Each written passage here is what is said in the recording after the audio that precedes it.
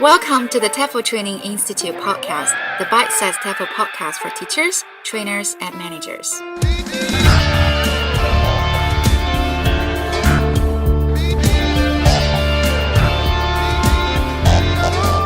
Okay, hi everyone. Hello everyone. Can I tell my story? Please. What story? So it's in 1920s Chicago, and there's lots of people working in factories. And this factory wants to see if they can increase the productivity and the efficiency of the people that work in the factory. What did they do? If you listen to this, you can hear it. Okay. The National Academy of Science began an experiment to determine how illumination affects worker efficiency. The premise was that output would improve if the lighting of work areas was improved. Something very curious happened when new experimental lights were installed. Output went up among those employees being studied, and also among those whose lighting had not been changed. And most puzzling of all, it continued to go up even when lights were turned down. So basically, they turn off and turn on the lights in a factory and see how the lights affect their I don't think they had people working in complete darkness.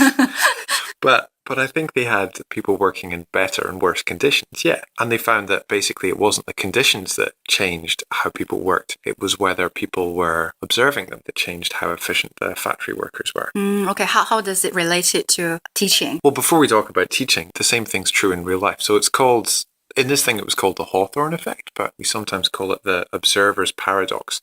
So, for example, you drive, right? Yeah. So if you look in your rear view mirror and you see a police car, are you going to drive more carefully than normal? Yeah, definitely slow it down and feel nervous. Because you know that someone's watching you. Yeah. Or if you know that like your boss's boss is coming to Beijing office that day, will you make sure that you're on time and make sure that you seem to be more serious definitely. at work? Yeah, for sure. Right, so all these things are like people being watched or observed, then they change their behavior. So how does it relate to teaching? Well, that's what we're going to look at today. But I think the idea is that if you think about it, we change our behavior when we're being monitored by our boss or by policemen or something, then do you think students change their behavior when they're being monitored in class? Okay, interesting. So shall we look at some questions? Sure. For the topic today? What are they? The first one, do students say different things when they're monitored or not monitored? The second one? How can teachers get students to perform well in group work when they're not being monitored? And the third one, how should teachers monitor?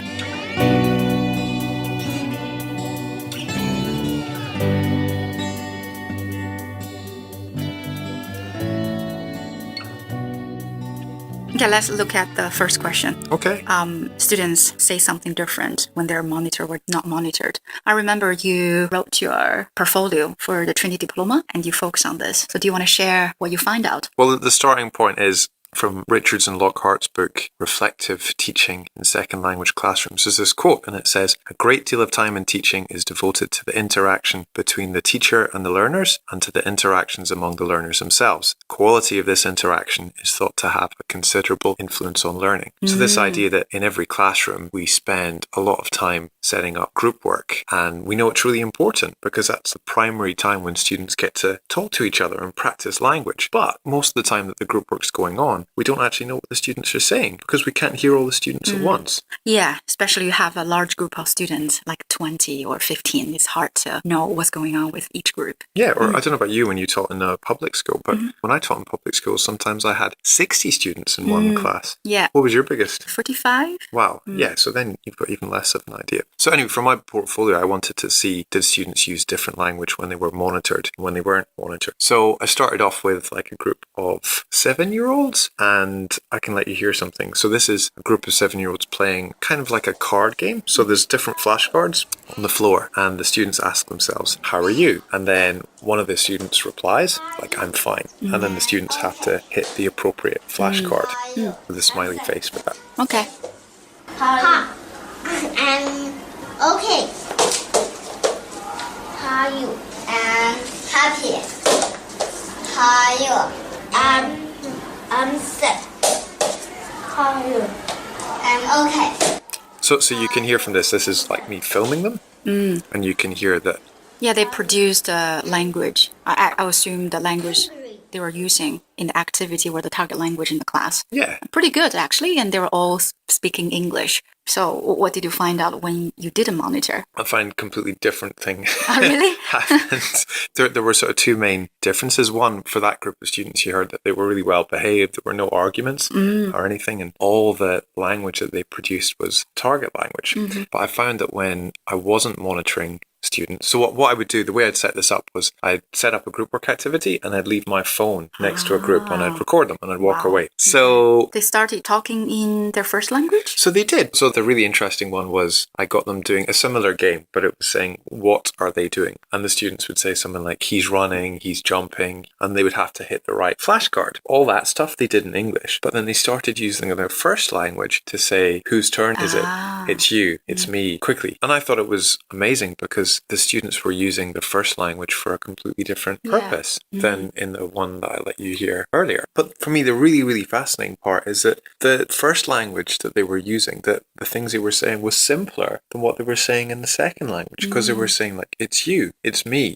Like, that's really simple, right? It's just 2 or 3 words. But in their second language, they were saying, what's he doing? She's washing the dishes. So they're using the present continuous tense. So at the end of it, I found that students were behaving very differently when they were monitored compared to when they weren't monitored. What did you do after you find out the difference, students being monitored or not monitored? So maybe that leads us on to our second question then. How can teachers get students to perform better in group work?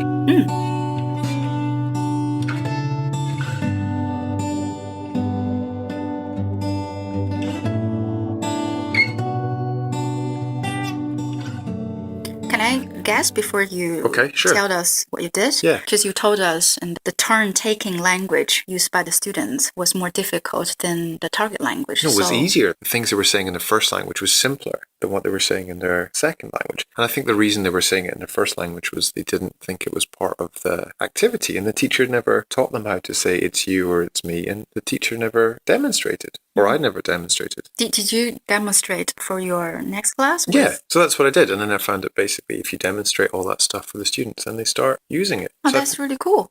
I think they can even produce more. Yeah, way more. So within the space of like 5 lessons, the students went from about 50-50 speaking Chinese and English to pretty much 100% English just by demonstrating like that turn-taking language. And the other thing that they used to do was correct each other. So just teaching them the word no, modeling no at the beginning of the game. And then that got rid of them speaking like 20% of Chinese, which was amazing. Yeah, I think what you did, and basically every teacher, we can try to plan it or predict it during the lesson planning and just think about during the task or activity what kind of language students may use, and then we can include them into the demonstration, not only focus on the target language they're going to speak. So that was one thing. Yeah. Another thing that helped was differentiating the groups. Oh, my favorite word. So putting the most independent students together and having them work together and not monitoring them. And then I would actively monitor the less autonomous groups of students and give them a lot more help and encouragement. And can you give us more details about it? Yes, I mean, basically you just put all the best students in the class together in 1 or 2 groups. So you monitor them? Or No, you you don't leave them monitor alone, Oh, right? okay. Because those are the guys that can work really independently. And then the ones that you think are like the weaker students or the less independent students, and you can be with them more, monitoring them because, you know, maybe like we're saying at the beginning, they're the ones that need the most help. Okay. You disagree? Partly. Go on. Why? Because I think those people, they'll feel even more nervous because when I taught classes before, beginner students were weaker ones, and they told me after class, I feel really nervous when you walk around. And maybe that's the difference between teaching kids and teaching adults. So I guess that if you're teaching 6 and 7-year-olds, they're not maybe going to feel so nervous with the teacher, whereas adults might do. Yeah. Or maybe something we can talk about more later, the different type of monitoring. Okay. Yeah. So let's move on to that then. So our third question today, how should teachers monitor?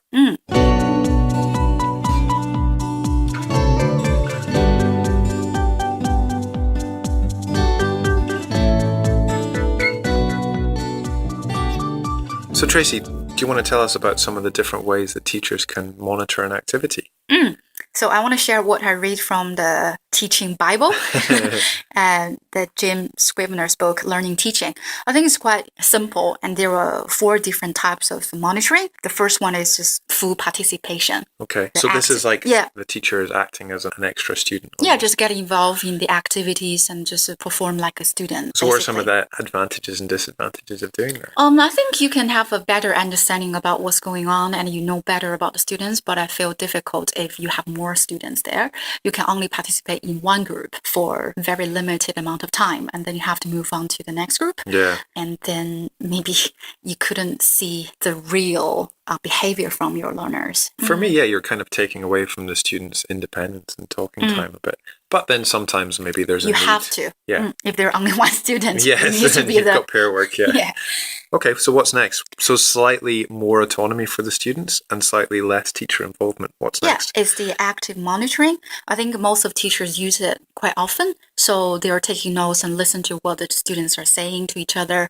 And if there are any errors or especially impeding their communication, the teacher probably interrupt their conversation and then give them a little bit of support or correct their errors. And then next down from that, with slightly more autonomy and less teacher involvement, is discreet monitoring. So I think this is when the students are aware that the teacher's there and the teacher's taking notes. Maybe they use it for feedback later, but the teacher doesn't get involved and doesn't interrupt and doesn't correct any errors. But again, maybe just that teacher presence, like I was saying at the beginning, might change the students' performance and get them to produce more language. This too, compare the active monitoring and discreet monitoring, it just really depends on how teachers present themselves in front of the students.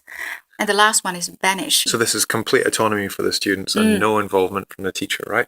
So why would a teacher ever do that? Is that not just being lazy? To be honest, like some reading tasks or maybe some listening tasks, even the teacher monitor, I don't think it's going to help anything. For example, you are reading something. I really don't know if the teacher work around can help the students that much. And it's probably just make them feel annoyed. I know Jim Scrivener says this is when if the teacher feels that them observing the students is kind of taking away from the students' autonomy or kind of interrupting them somehow. You just reminds me of my teaching practice in diploma 5 years ago. And my observer basically asked me to sit down because I was walking around when they were doing a reading activity. Oh, were you making the students dizzy?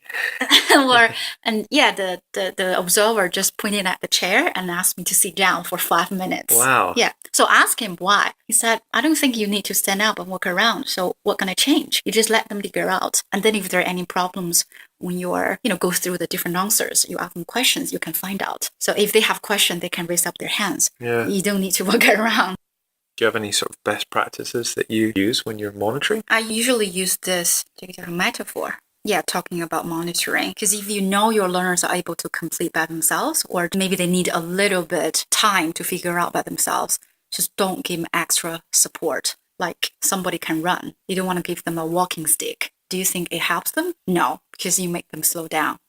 And another one is if you do want to take notes when you're monitoring, you can let your learners know why you are doing it and what you are doing. Because I remember one teacher used his mobile phone taking notes, and the learners felt teacher was texting somebody when the teacher is teaching, and then complained at the end of the class. So any tips from you, Ross? Because you know that when you look at people, you change their behavior. So for me, I'll stand next to one group of people and I'll listen to them, but I'll be looking at another group of people, but I'm not listening to the people that I'm looking at. So hopefully for the group that are next to me, they're saying what they would normally say if I wasn't there.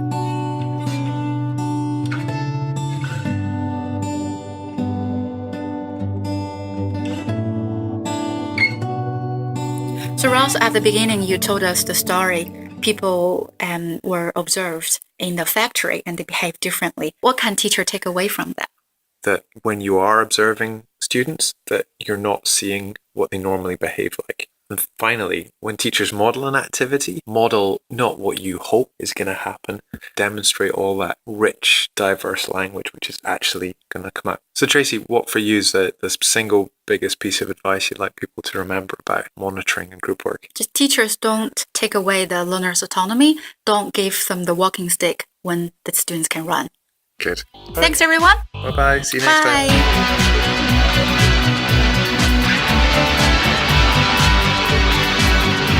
If you've got a question or a topic that you'd like us to discuss, send us an email or leave us a comment. If you'd like to listen to more podcasts, please visit our website www.tefltraininginstitute.com